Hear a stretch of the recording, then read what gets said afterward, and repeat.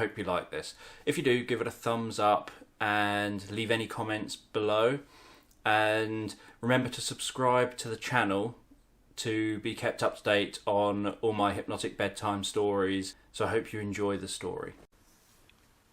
So as you relax and listen to me talking in the background, you can let your eyes close and you can begin to comfortably drift off asleep. And as you comfortably drift off asleep, I don't know whether you'll find yourself drifting comfortably asleep more with the sound of my voice, or with the words that I use, or perhaps with the spaces between my words. And as you comfortably drift off asleep, I'll tell a story in the background about a boy who's walking through a town, and he's heading to an old library. And this boy's walking through a town, and he's visited this library before. And he walks along a park, and he runs his fingers along the iron railings. He gazes up and notices the colour of the sky, hears the sounds around him, feels each footstep as he walks along.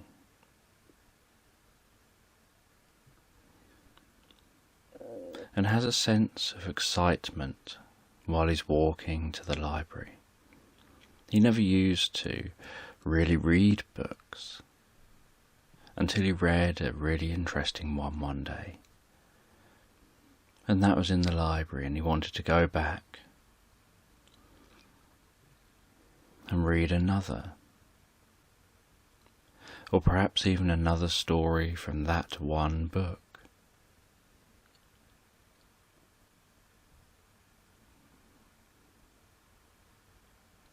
And as he arrived at the library, so he gazed up at it, marvelled at the old stonework, the steps leading up to the large wooden doors.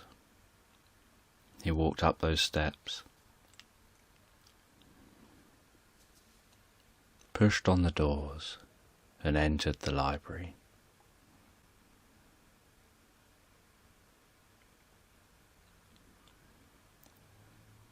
And shortly after entering the library, he could smell that old book smell.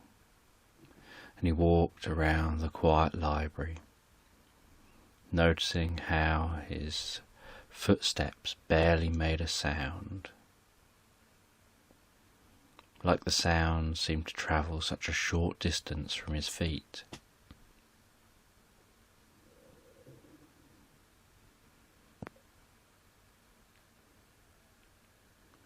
And as he walked around,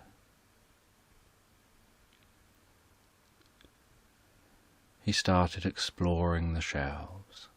He started searching for that old book he'd read before.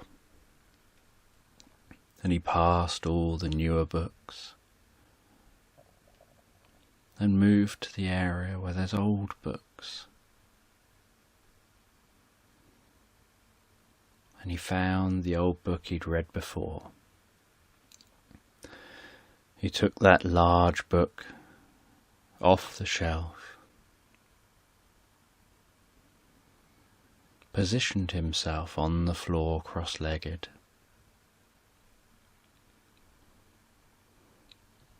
opened the beginning of the book, found the contents, and then flicked through to the next story. And once he'd found the page of the next story, so he lifted open the book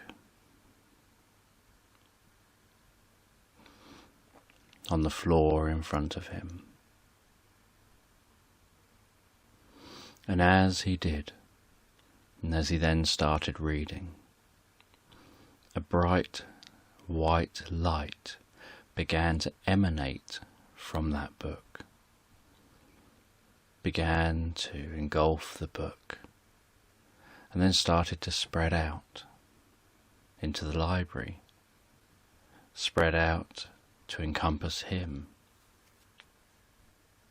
And that bright white light appeared to spread out just enough to encompass him and the book before it stopped, almost like it had some kind of substance.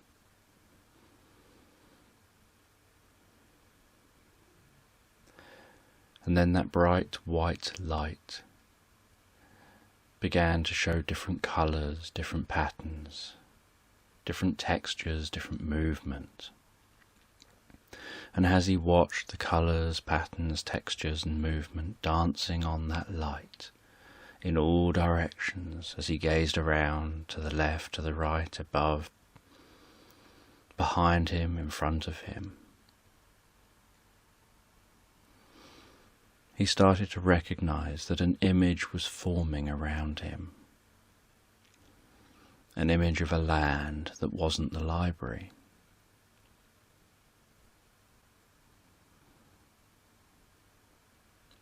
He found himself sat on some grass. He could feel the warmth of a sun beating down on him.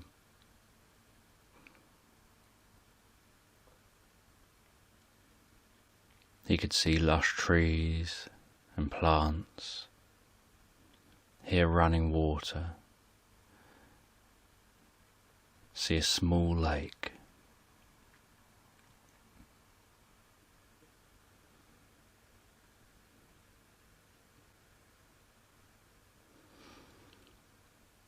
And he stood up, and as he stood up, so he couldn't see the book anymore,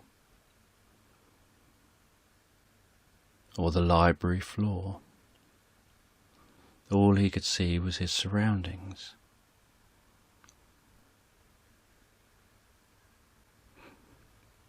And he was curious where he was.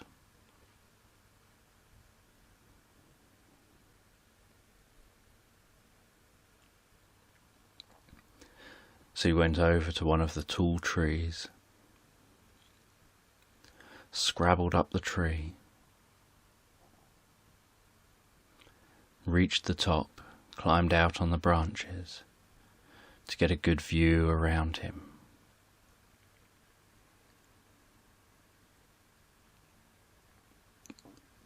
And he noticed that he appeared to be in an oasis, that off in the distance, in all directions, he could see sand dunes. Sand dunes the height of towers.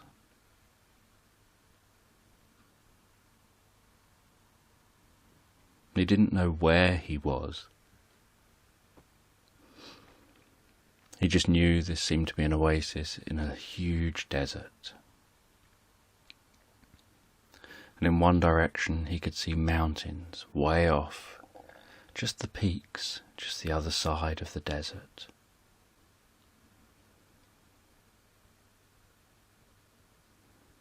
And he knew they must be a long way away because he could literally just see the peaks of those mountains.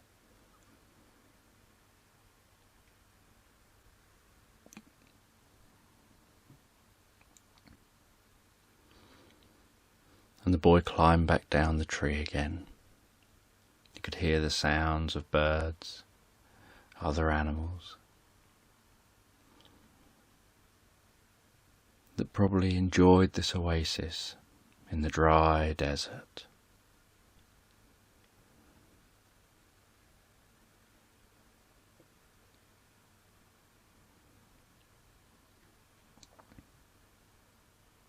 He noticed that the sun was rapidly moving across the sky. And so he was going to have to set up a camp for the night, and he thought this would be a fun thing.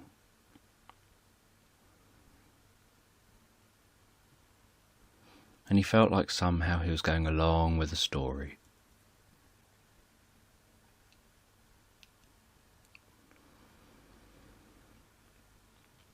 So he wandered off, he got himself some wood, came back and put it down.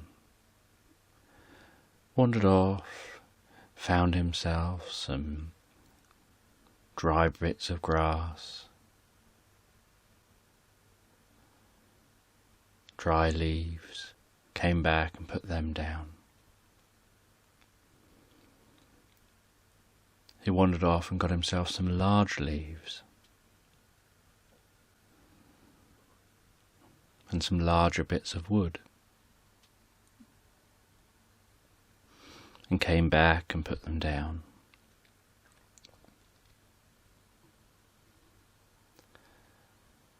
And then the first thing he did was he cleared a little space.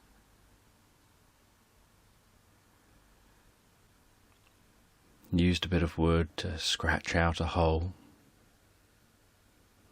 and scratch away the topsoil and the grass.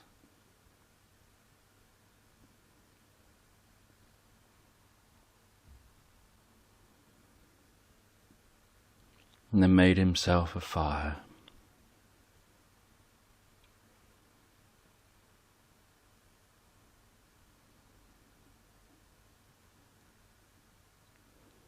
And then lit that fire.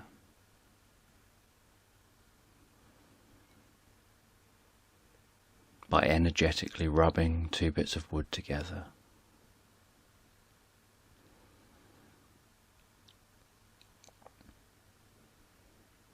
And he felt so proud of that fire that he'd lit.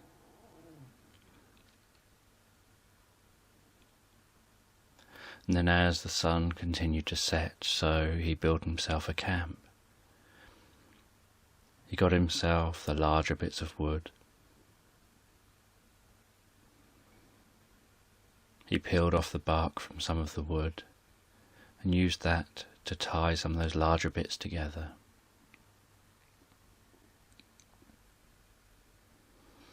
And he weaved the large leaves between the wood,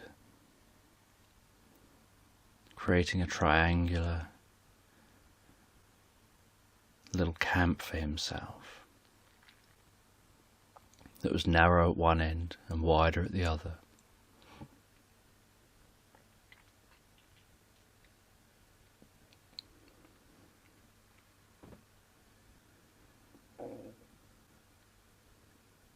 He then settled down for the night to sleep.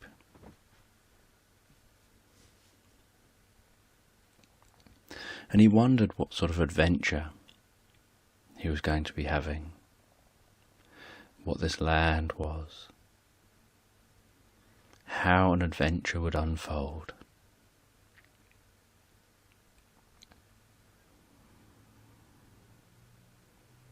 And as he drifted asleep, he drifted into the most pleasant dreams.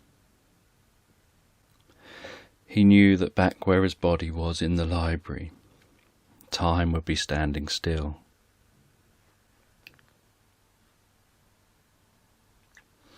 And that all this time would feel like a long time, but real time won't have passed at all.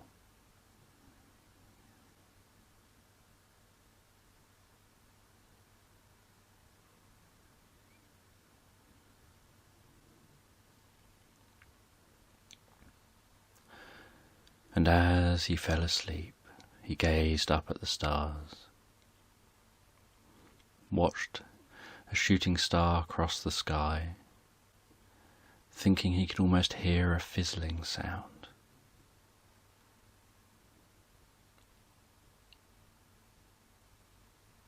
And fell into the most wonderful sleep.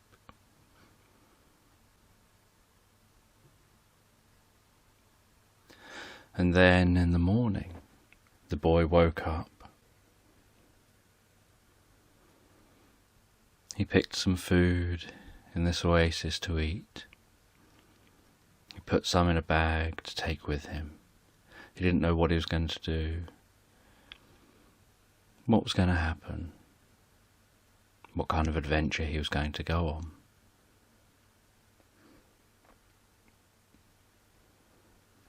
And as he looked up in the sky, he noticed that clouds were forming,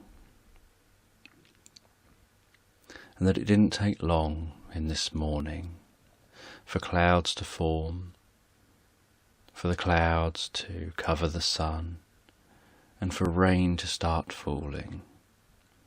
And he thought this must be an unusual occurrence here in the desert. And as the rain was falling, it was falling heavier and heavier. He got his shelter,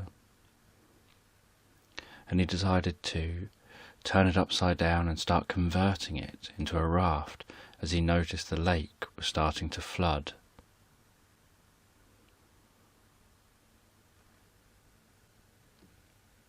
And the lake filled higher and higher, and the oasis was becoming more flooded and more underwater, until there was only treetops above the water. And the boy was on his makeshift raft, when all of a sudden one of the banks of the lake burst, and all the water sped off out into the desert. And the boy held on tight as he got dragged along with it, as he got dragged along for the ride. And he whizzed and he curved and he spun, and his makeshift boat danced its way down out of the oasis, dodging trees, out across the desert, and the rain was getting heavier and heavier and heavier. The water was getting higher and higher, and it was weaving between dunes, flowing, weaving.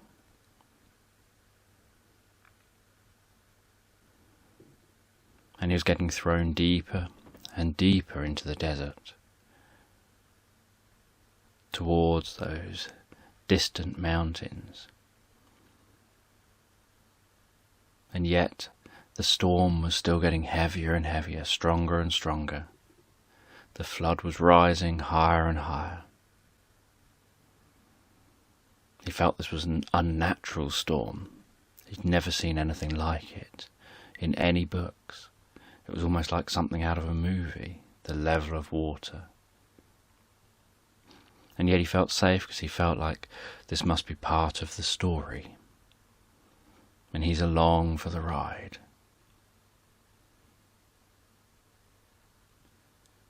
And it flooded higher and higher, until as he looked back he could see that the water was just about covering the treetops.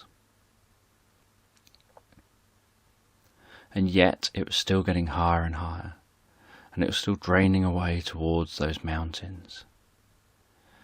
And he was being pushed faster and faster, until he felt like he was on a motor racing car.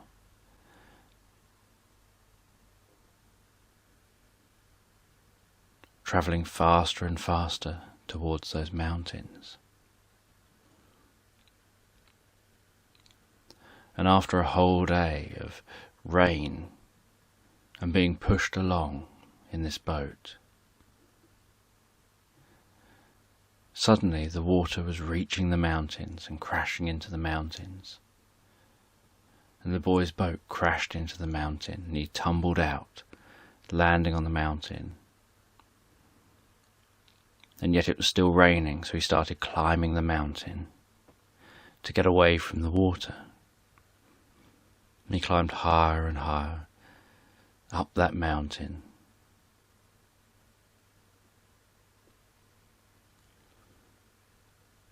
And then a dragon swooped down,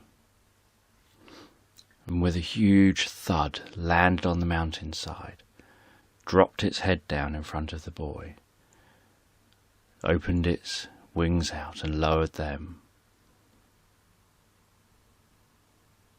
and then gazed up at the boy.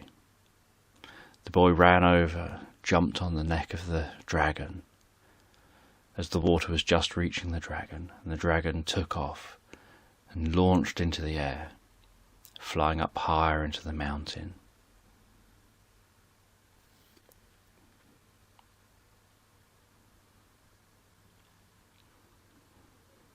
And the dragon flew all the way to the top of the mountain, to a circular stone area with pillars around it, and it thudded down in the centre of that circle. Lowered its neck, the boy got off, and gazed out from the top of the mountain and noticed that they were above the cloud level, that the flood couldn't make it up here because they're above the clouds that are causing the flood.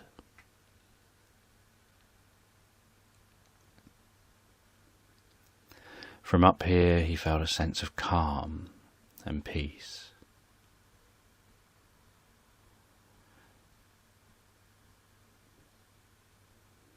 And as he gazed out over the cloud tops that he couldn't see through, the dragon started talking in a low, rumbly voice, saying that this flood was caused by a wizard in a nearby land that's trying to wipe everything out to have all the land for himself. And that there was a story of a boy who was going to come and be saviour, who was going to come and find a way of dealing with that wizard. And the boy thought to himself, well, what could he do? But then thought, he's part of a story. He doesn't have to know exactly what to do. The story will tell him. The story will play out. So he spoke to the dragon and asked the dragon what he's supposed to do next. And the dragon said that he can fly the boy to the other land. But then the boy is on his own.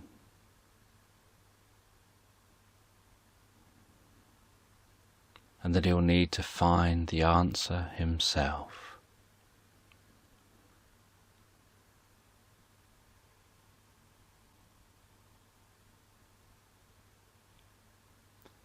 And the boy climbed back on that dragon, flew over the clouds, and headed off to that other land. He flew way over where the clouds were, way over all the desert. He was getting tired because he'd been up all day, he'd climbed a mountain. He'd fought the rough water, and he hadn't yet eaten, apart from grabbing a bite to eat first thing. So he got some of the food that he had in his bag. He ate that while he was being flown by the dragon. Then on landing in this other land, he noticed how fertile it was.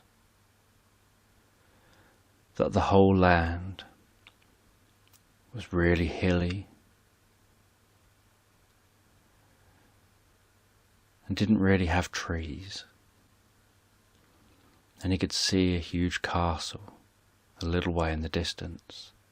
And the dragon said this is as far as he can take the boy.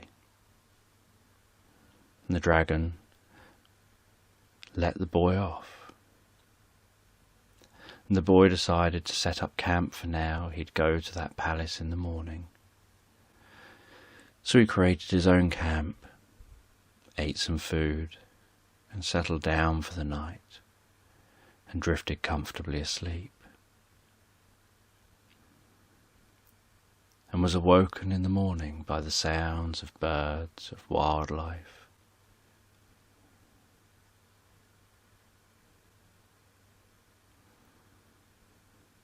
And he packed his stuff up and he started his journey to the palace, He didn't know what he was going to do, how he was going to deal with this wizard.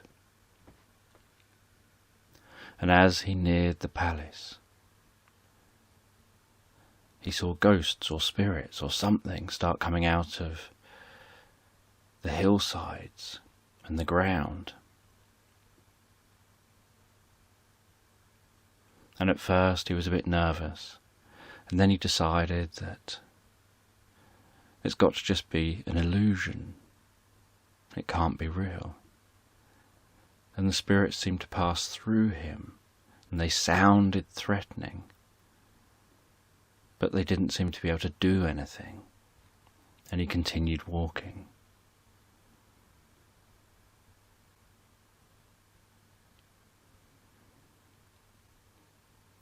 And then he saw a wall of ice suddenly appear in front of him, built from the ground up. And he knew that it must be from the wizard, who can obviously control the elements, because he'd made the storm appear. And the boy touched on the ice and felt that it was solid.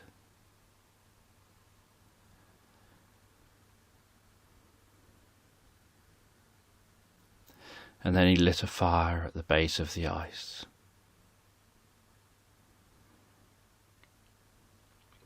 And channeled the heat towards the ice. And he started melting that ice, melting a hole just big enough before the fire went out for him to squeeze through. He continued his journey.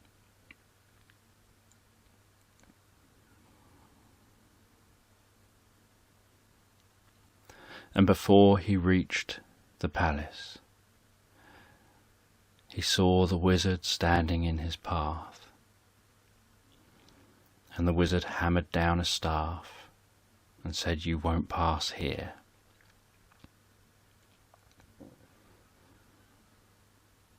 And the boy said, "That's right, I won't pass there." And the wizard said, "That's what I said, you won't pass here." And the boy said, "That's what I said, I won't pass there." And the wizard was confused.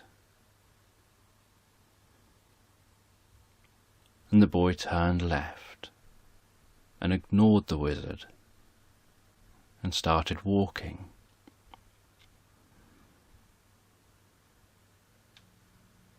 And after a little distance, he ducked off the path and crept in a different direction, and crept diagonally back towards the route he needed to go, and managed to pass the wizard.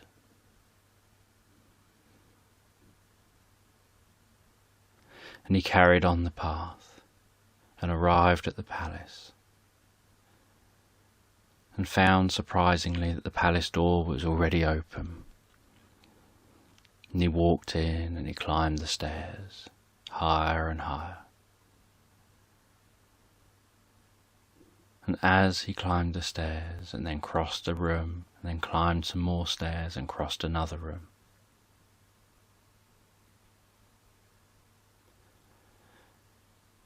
he had this feeling that he should pick up a mirror that he saw.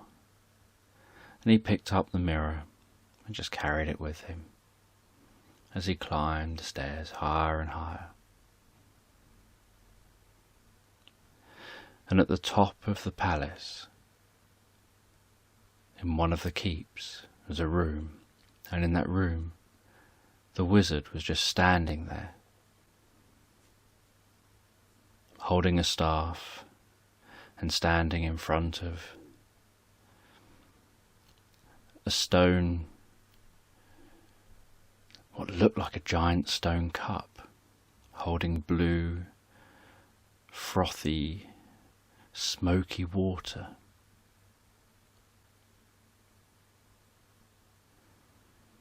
And the wizard was making some kind of spell. And the boy walked in and calmly sat down. And he didn't know what he was doing or why. He walked in and calmly sat down.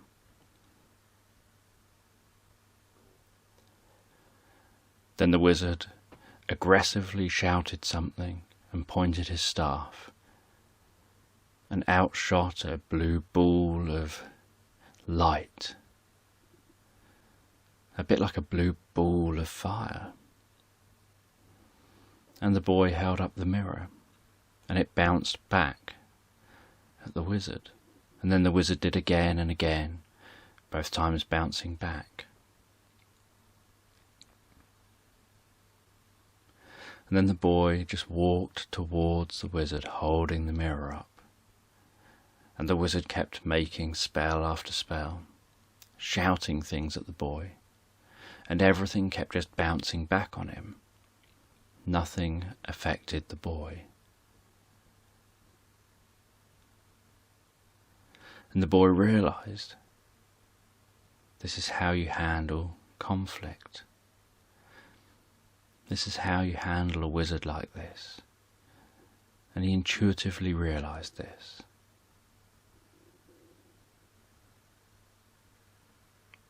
And then the wizard gave his largest spell and aggressively fired his largest ball of light, taking everything that was blue and in that giant stone cup, or that altar, and fired it all at the boy, and the boy was just remaining calm. And it hit the mirror, all bounced back, and the wizard vanished in a puff of blue smoke.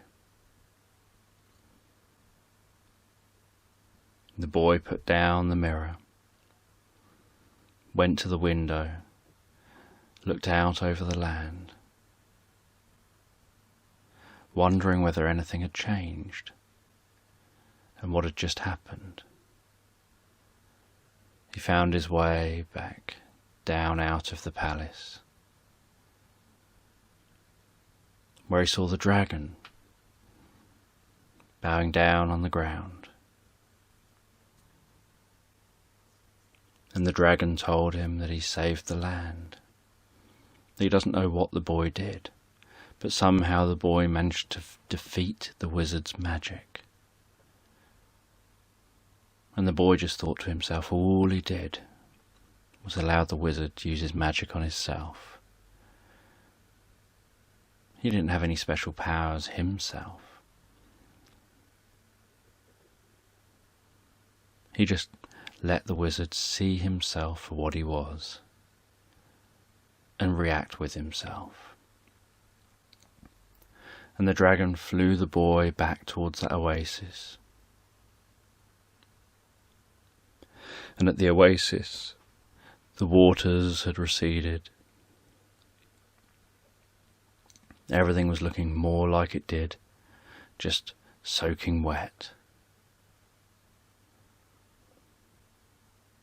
And a bit more sand covered.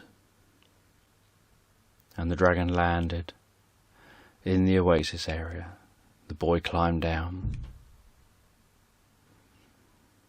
went over to where he'd set up that fire initially, went over to where he knew the book was in the library.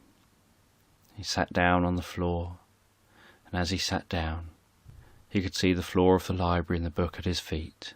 He crossed his legs, and as he closed the book, he saw the dragon taking off, and the world fading away. And he found himself sat on the floor in the library. He got up, he went and put the book away,